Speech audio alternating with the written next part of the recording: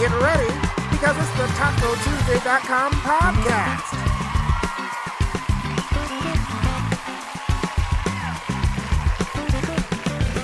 All right, guys, welcome back to another episode of the TacoTuesday.com podcast. Today we have Summer Altice, former Playboy bunny and the current head of talent acquisition of Playboy, as well as a sommelier. Yeah. This podcast is brought to you by Melissa's Produce and Tequila Herradura, and as always, make sure to check out the TacoTuesday.com for all your taco and podcast needs. So, welcome Hi, to the show. guys. Thanks for coming in. Yeah, this is awesome. Feed me and I get to talk about myself. Win-win. Yeah. So, I guess to start, Yes. how did you get involved with Playboy? So I became a playmate. So that's always a fun story. I actually was asked this by some of the people I work with because they're all young and, new. And I was 19. No, I was 18. Did I turn 19 yet? No, I was 19 years old. And I had left school. I played 2 years of college volleyball and I had like a career-ending injury. So I had a modeling career, a pretty successful one before I went to college. So I decided to move up to LA. And it was like my first kind of few months in LA. And back then, like you could go to bars and you weren't carded. Like if you knew promoters, you knew people that owned the bars. So my sister came up one weekend and my friend opened this new bar, which is the now current Bootsy Bellows on Sunset. Yeah. Mm-hmm. It was this place called Bar One. And we went to have dinner and some drinks, and Hef was there with Brandy, his main girlfriend, and like the two twins that he was dating. This was like in his like post-divorce era. This was like the beginning of the blonde era. And a couple of his friends, and they were in this big booth. And I was at the bar getting a drink, and one of his friends that was in that group was like, "You were so pretty, and you want to come join us for a drink?" And I was like, "Sure." And I saw it was a big group, and my sister and I went over there. And he was just the nicest person. I totally hit it off with his girlfriend, Brandy, and she invited me up to the mansion. They had these things called Fun in the Sun. So whenever the weather was really great, which is pretty much always in LA, they would have like a pool party on Sundays at the Playboy Mansion. So she invited me up.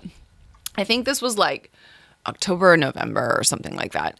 And I think it was November. It was like closer to the holidays. And I went up there. I was like, cool, I'm going to go to the Playboy Mansion. This is rad. I was young and my dad had been a subscriber to Playboy. We had like old Playboys in our garage. And obviously the parties were legendary. Like you knew about them. And so I went up there and it was just a regular pool party. Like, of course, there was like people think, oh, what happened? Was there naked girls running? No, like it was just people all at a pool and a barbecue. Well, that just sucked all the excitement out of my teenage self. Well, I mean, there were fun ones. Like, yeah, there were fun ones. I mean, girls were like topless, like laying out, like it was a Playboy Mansion, but it wasn't like a naked orgy in the backyard or something. And then I ran into Hef again. In the kitchen going in to get they had butlers and you could like order food, and I can't remember what I went in the kitchen for. I think it was for like either like hot sauce or something. I can't remember. And he asked me if I would ever consider being a playmate or shooting for Playboy. And I was like, I have modeling agents, and I was I had CoverGirl contracts and Levi Strauss and like all these big campaigns, and I thought to myself, like, I don't know, maybe. Like, I've posed nude before for, like, magazines in Europe, and it was, like, tasteful and implied. So I sort of was like, yeah, I would be interested into it. And he said, we'd love to have you test. And I was like, well, that was quick. And he's like, I think you'd be great. And, like, I could just tell that he had actually really thought about this. And so I said, sure, like, let me talk to my agents. And he's like, well, let's do the test first. And, I was like, you guys, modeling agents and Playboy, like it wasn't like a mainstream. They probably would have like shunned against it. They actually did, but they were wrong. And so that 3 days later, the photo editor of Playboy called me and asked me to schedule a test shoot. So Playmate test shoot was like a mini Playmate shoot. They did like the whole art direction and set, and you had the photographer and you had hair and makeup, you had everything. And they actually use a lot of those pictures from my test in some of the like international editions and like special editions, and like they're they've been published. And so a week later, this all happened very fast. I think I tested the first week of December, and a week later I was asked if I wanted to be a playmate, if I would shoot to be a playmate, and I said yes immediately. And then I, better to ask forgiveness than ask permission. So then I went to my agents and I was like, so I'm doing this with or without you. And they were like, this is going to ruin things and blah, blah, blah. And I was like, look, I want to get into acting and I want to have a career there. And at the time, there was no social media. So being one of 12 playmates of that year, it was a big deal. You had Pam Anderson, Jenny McCarthy, and Nicole Smith. You had all these playmates that came out of there, all the girls that were on Baywatch, Tracy Bingham. And so, you had this... It wasn't a bad stigma. It was like, let me see what I can do with this. I knew I wanted to use it as a way to kind of springboard and like get more things in my career.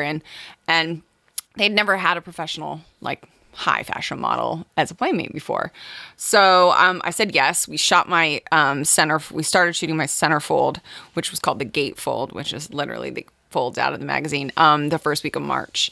And once I was finished shooting everything, which was like 3 weeks of like main camera, small camera, video, all of it. The pictures all came back, and Hef asked me at one of the brunches that I came. I think it was Easter in April. We always did Easter at the mansion. What month my father's birthday was, because he remembered that my dad was a subscriber to Playboy, and I said August. So literally the next day was a Monday, and I got the call that I was Miss August 2000 that year. So I thought that was really cool. Wow, that is cool. Wow. Yeah, that he gave me my dad's birthday month, and my dad got to meet Hef. And I was a little nervous what he was going to say to him. And he basically said, I feel like I've known you my whole life, sir. Sir.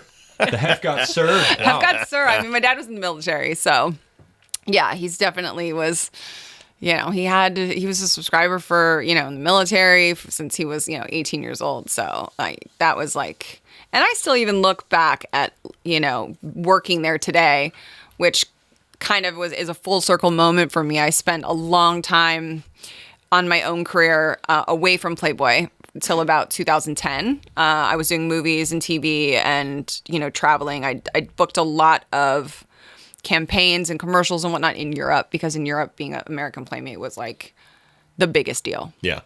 And which was great because my agents ate their words, because my agency, Elite, which also had an agency in Milan, was like, this is the best thing ever. And some agents were like, really? And I go to Milan for like 3 weeks and come back and book I was working every single day. So I was like, and who was right? and it was going to do what? It was going to ruin my career. And then, so I got a call from a woman that I know really well, Valerie Golson, who was running land-based entertainment for Playboy, which was like clubs and events and bunny costume. And I had worn a bunny costume early on as a playmate, and then I kind of took a step away and was just focusing on my own stuff. I still went to parties and still associated with everyone at Playboy, but it wasn't like actively working for them until about 2009. And then I started doing more promotions for them. I really liked the direction the company was going. It felt like he was kind of over that blonde era, so to speak, and the girls next door and that kind of stuff, which I feel really... I think when I look back on that time, I think that was actually a really negative thing for Playboy, because it became just so much about those girls and them living at the mansion, and a lot of that was made up and, fake and reality show. It wasn't what the magazine was. It wasn't what the lifestyle brand was. It was about what his life was. Right. So I feel like there was a lot of people that think of Playboy, they think of Girls Next Door, and I'm like, that's not, it's not real. It's not our lives. So yeah, I mean, and then I, threw the bunny costume on. I had a period of time that I was DJing. That was kind of like I got into it before a lot of the girls got into it. And I had a really great, still a good friend of mine to this day, DJ Vice. He's a huge DJ. Mm-hmm. Yeah. And he taught me how to DJ. He was like, if you're going to get out there, you're not faking it. Like, you're going to learn. And I learned on turntables. Serato had just come out, and I learned on turntables, and I would sit in my house on my turntables and just learn and practice and practice and practice and practice. And so I was the only Playboy Playmate DJ official. So I booked tons of stuff, tons of events all over the place because of that, because I could DJ in my bunny costume. Nice. So that was a really I can cool see that thing. being a draw. It was a really cool thing. Yeah, it was like when you sell a Playboy party, like at the land-based entertainment people, they're like, oh, we have a DJ like in costume. So I did that for I traveled DJing. It's a tough career because you are a vampire. Literally, you're late nights, early flights. That is like DJ Vice's like tagline, and it's not a joke, because if you're also, you drink or you party or at club, like it's really taxing. And at the time, actually, I think it was like 2014, I was starting to get a little burnt out, and then my mom came down with breast cancer, so I wanted to be home more. And like when you're DJing, you're traveling like every weekend. You're on the road from Thursday to Monday all the time, and you get like zero sleep, and you come home and then you like have 3 or 4 days to like reacclimate yourself, and then you're back at it and feel normal. to try and feel normal. Yeah. And so that was kind of a blessing in disguise for me, because it got me kind of back to working in the, entertainment industry, doing commercials, doing more acting stuff, and just kind of put my roots back down instead of like traveling so much. There was great money to be made in it. I mean, I got in it before like Paris and a lot of like the girl DJs out there. And I'm good on them. I'm happy that they're able to get out there and make that kind of money. I feel like it's such a male dominated industry. Yeah. And unfortunately, like people think that if you're a girl, you can't DJ, like you're just faking it. And it's really frustrating because there's some really incredible female DJs out there, like really good ones. And I think it's one of those things where like people go to a club and they're like, oh, there's a girl DJ, like can she DJ? So, I feel like if I went into a club, I wouldn't even think about that. Like whoever was behind the table, I don't know if that's I think it's a little bit better now. But so that was being in that kind of club world, and being, around the Playboy, I wouldn't say party scene, but the Playboy event scene for a while. I worked for Playboy a lot in my costume. I worked 13 Super Bowls for Playboy in costume. Wow. Yeah. And then did a lot of promotions. I flew all over the world for them. I did, to wear my costume, Australia. There was a club in Macau that we did appearances at. Yeah, I can see Germany, that London. Yeah. Mexico, South America. So you don't like to sit still. I like to sit a lot more still these days. I will say that. I mean, I would say like from like 27 to like 35, I was always going. doing something. Yeah. And we've got and I don't mean to interrupt, but we've got Playboy. Yeah. We've got the DJing, and I want to get back to Playboy because I'm really interested about the trajectory of where that brand is going. But for anybody watching, we also have wine on the table because we do. You're sommelier. I am. Yeah. Back in 2015. I was working in the industry. I'm not going to name the person's name, but I had a little bit of a Me Too moment happen to me on a movie set. And it really took me back, gave me like, I took a step back and was like, I kind of want to take a break and like really see what it is I want to do. Is this an industry I want to continue in? Or do I want to do something else that is fulfilling? I really hadn't like done anything outside of the entertainment industry since I was 15 years old, whether it be DJing, clubs, hospitality, in some way. There was always something that had to do with, people being around or being in the spotlight somehow. And so I took a year off to really just not travel, be with my dogs, be with my family. And I had a lot of friends in the wine industry. I went and took a trip up to Napa to see my friends. And there was a winemaker up there that was like, you have such a great, like, well-rounded like palate, and just the way you approach things. Like the wine industry could, it's really refreshing. The wine industry could use someone like you. And I'm like, I never thought about going into the wine industry. And so when I got back to LA after that trip, I decided to enroll in a wine class at UCLA.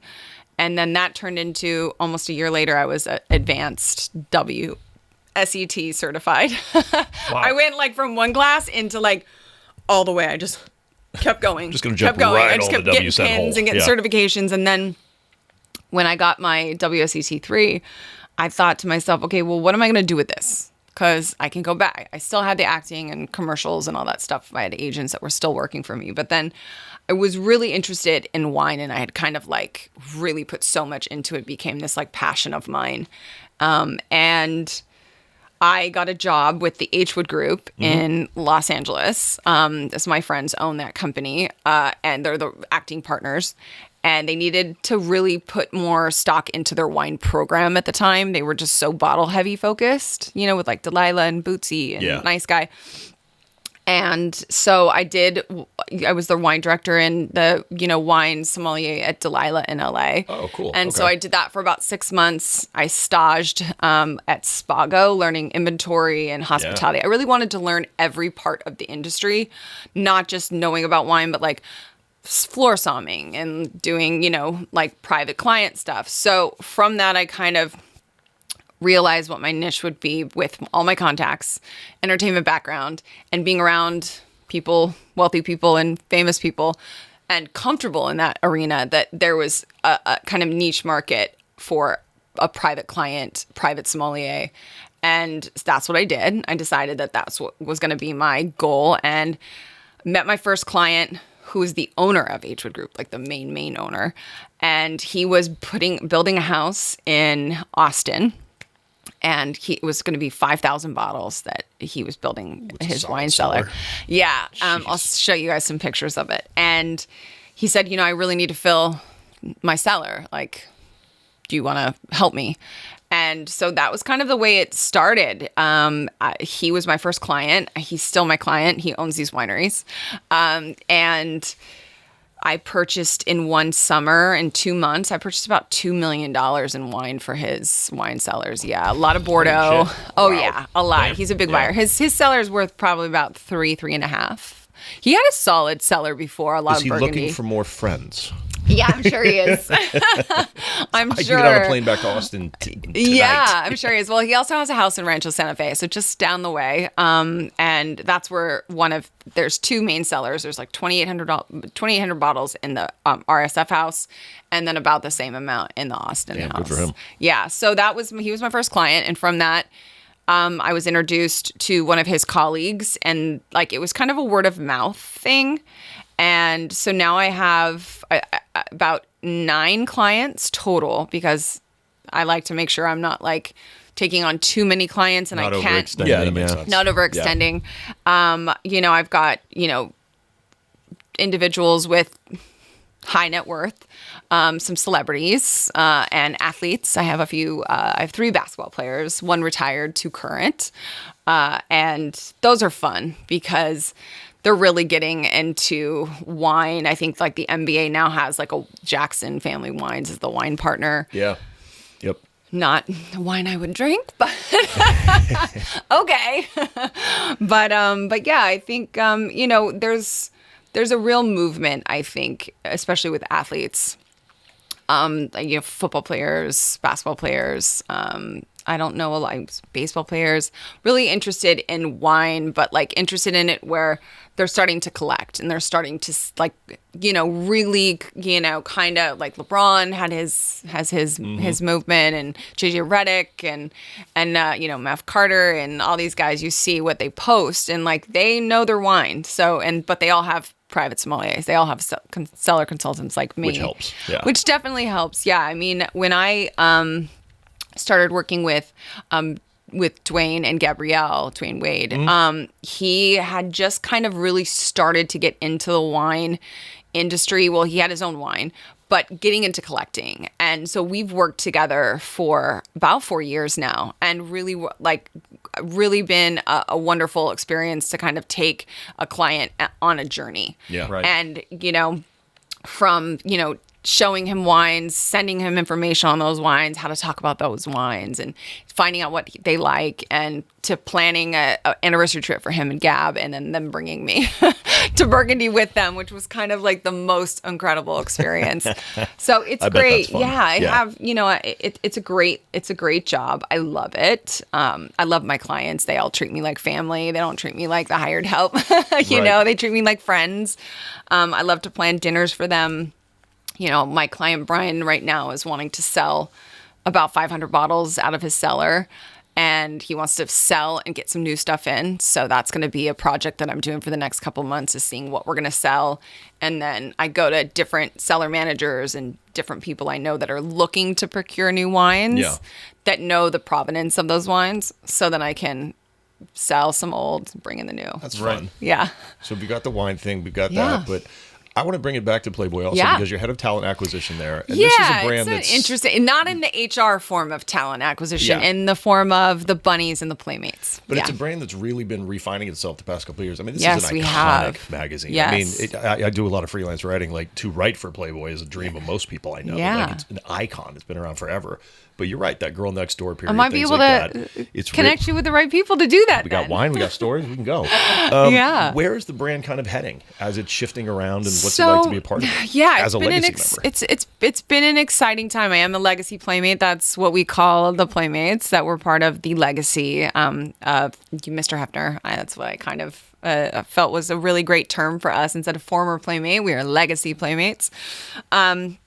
I knew that, did you? Yeah. I know you. The CEO, Ben Cohn, messaged me about a little over a year ago. So like it was August of 2023. And he said, hey, just wanted to see what's going on with you. Like, I hadn't really had a lot of connection to the company from like 2021 to when he and I spoke. I had moved to Nashville for a year for a relationship and had moved home, and a lot of things had gone on in my life in those couple of years. But I had my last actual connection with them was before COVID.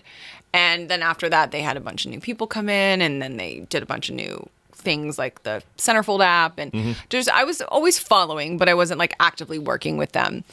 And Ben sent me an email and said, love to have you come in and tell you what we're doing and, see what's going on with you. And we sat and we talked, and we had a great conversation. It was, wanting to bring the magazine back, wanting to bring the Playmates back, because we had stopped with Playmates when the magazine stopped in print in 2020. Wanted to bring events back with the bunnies and bunny costume, and they didn't have anyone that had that capability to kind of resurrect that program. So I took that opportunity to get all the costumes out of storage and cast new bunnies and get incredible new brand ambassadors for Playboy. And we started with F1 in Vegas last November. And then we did Super Bowl. And so what we've done is we've brought on a great new team that came from Sports Illustrated. And we are bringing the magazine back. Our first print issue will drop in February. And we've done a nationwide search since August for the new bunnies and the 2024 Playmate of the Year. We've kind of done it a little backwards because we missed a lot of the year. But what we're doing is she will be the Playmate in print for the issue. So we've been doing a search. We've done, LA, Vegas, Scottsdale, New York, Nashville, and Chicago. And last up is Miami next Tuesday. So it's been great. We've found some incredible girls that have come out and want to be part of the brand. With social media, it's interesting because it's such a different landscape now for just men's magazines, for women, for, monetizing the ability to show their bodies and do what they want and control that. I think it's a really, I look back when I was a Playmate and like if there was an OnlyFans or any way to monetize, I think about it and I'm just like, these girls are so lucky that they have the capabilities and to literally control their income, their body, what they put out, what they show. And you see some of the incomes that some of the people pull in, like some of the top OnlyFans models, and you're it is insane. Yeah, it's like 18-year-old multimillionaires from OnlyFans. It's crazy, but it's also like good for them because there's been for so many years so many other people making that money. Yeah. And I think what's great about Playboy is, our Playboy Club, it's an app, like the Centerfold app, is we have the same platform for girls, but we don't allow any porn. So there's no on-camera sex, things like that. So there's a little different than OnlyFans, definitely a lot classier. Yeah. And a little bit more regulation, but it's just it's completely different than OnlyFans. And I think it's a really good way to interact with Playboy subscribers and people that are really interested in the Playboy brand. So the fact that they're bringing the magazine back, and we're bringing events back. We kind of, what's it called when you slingshot off of the Super Bowl event that we did in February, and now we're doing Art Basel. We're going to do a big reveal at Art Basel, which will be showing all the finalists for the bunny finalists and playmate finalists, and then Super Bowl, which is going to be huge, which is going to be great. We're going to have the unveiling of the cover, the magazine, and the Playmate of the Year. At that event, we're looking to do Kentucky Derby, as well as doing next year a Midsummer Night's Dream party somewhere in LA. Oh, cool. And F1 in Vegas next year. Yeah, we missed that. For F1 in Vegas, it just comes up. It's so close to what we were doing at Art Basel. So for us, it was like you got to pick one. Yeah. And it's such a big. Those are both such animals too. They're so big. F1 last year was. Can I cuss? Yeah. Whatever you want. Was a shit show. It really was just one of those things where I was like, no one thought this through. No, I had a lot of friends that worked it. I was supposed to be out there. I'm glad I didn't go. I heard it was just.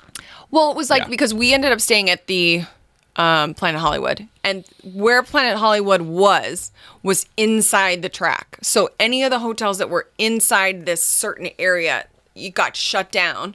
Because you couldn't, and there were no pedestrian bridges that were open. And they didn't really think it through that you can't, no cars, build a car bridge so people can go in and out. Because when you're landlocked, there's no taxis, there's no Ubers, there's no nothing. You have to go from the inside all the way over past the Cosmo, all the way to the outside. And you're stuck. So it just became such a mess. Yeah. I think they're probably going to have it a lot more figured out as it goes. I know that it's growing pains anywhere they do an F1, but also the weather. I think it was cold and raining or something.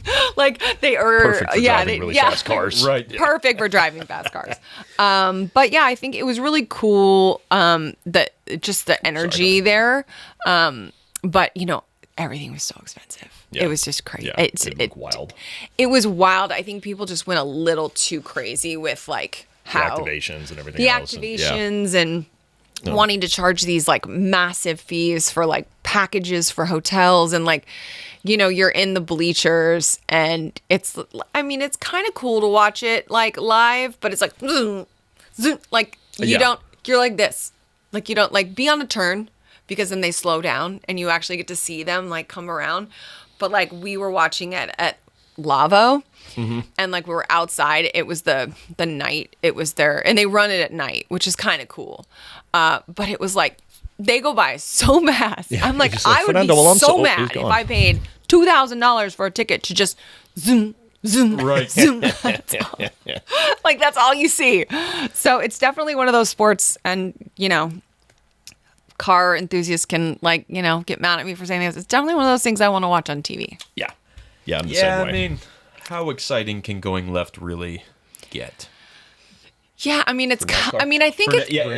it would be cool F1 if you're at the paddock. Is that what it's called? The paddock club. They had but it was so expensive. Yeah, but they had all these all this dinner and when you're there, that seems at the finish line and whatever, that seems really cool. Yeah.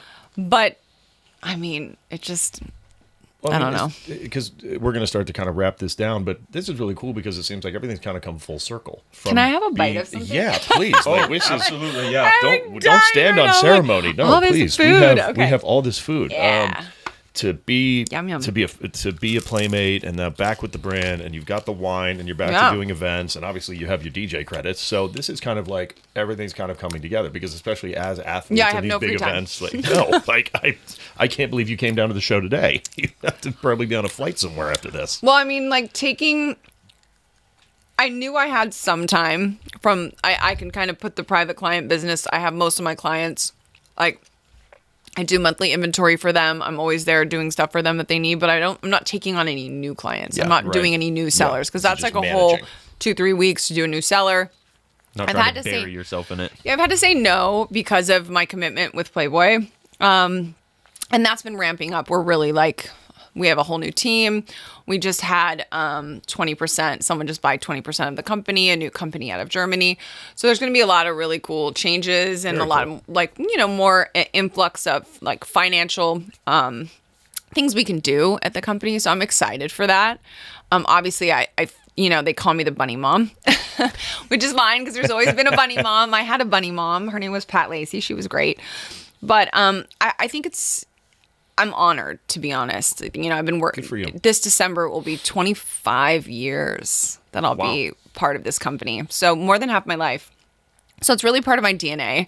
And I feel very protective of the brand and of the playmates and the bunnies and, making sure everyone looks perfect in their costumes. And it's one of the, top 3 Halloween costumes that chicks wear every year. Oh, for sure. Yeah. Yeah. So it's classic. So it's nice. So yeah. And, I've got great girls that when they get fitted in their costume, and I forget because I've worn it for so many years, I forget how special it is when they're getting fit in this costume or when they wear it for the first time. That's so cool.